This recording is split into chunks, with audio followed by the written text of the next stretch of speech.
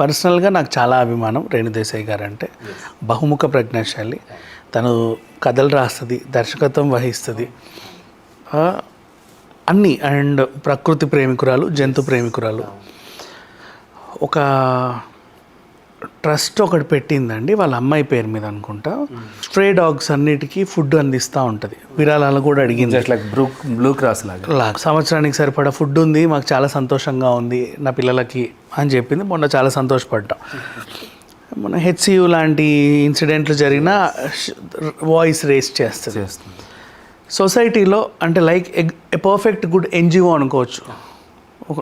Non profit organisation నడిపే వాళ్ళలాగా, non government organisation నడిపే వాళ్ళలాగా, ప్రతి దాని మీద స్పందించేలాగా, యాక్టివ్గా ఉండే వాళ్ళలాగా తను ఒక మనిషిలాగా ఊహించుకోవచ్చు. No doubt. అవును.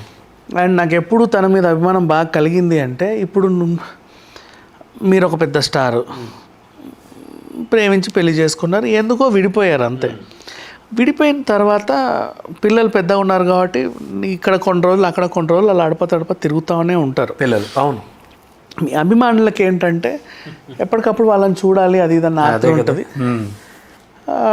అలా ఈవిని సోషల్ మీడియాలో చాలామంది కొన్ని రోజులు అకీరాన్ని బయటికి చూపిపోతే, ఇప్పుడంటే తిరుగుతున్నాడులే, అంతకుముందు కనబడితే వదిన మా అబ్బాయిని మాకు చూపిరా.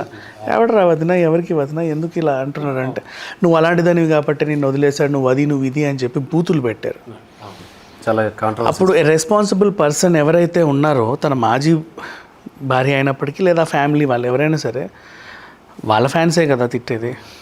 ఒరే స్త్రీలను గౌరవించండి, ఇలా అనడం తప్పు అని చెప్తే చాలా బాగుండేది. వాళ్ళు చెప్పాలా ఇప్పుడు, పొద్దు పనులే తిట్టించుకోండి అన్నట్టు వదిలేశారు.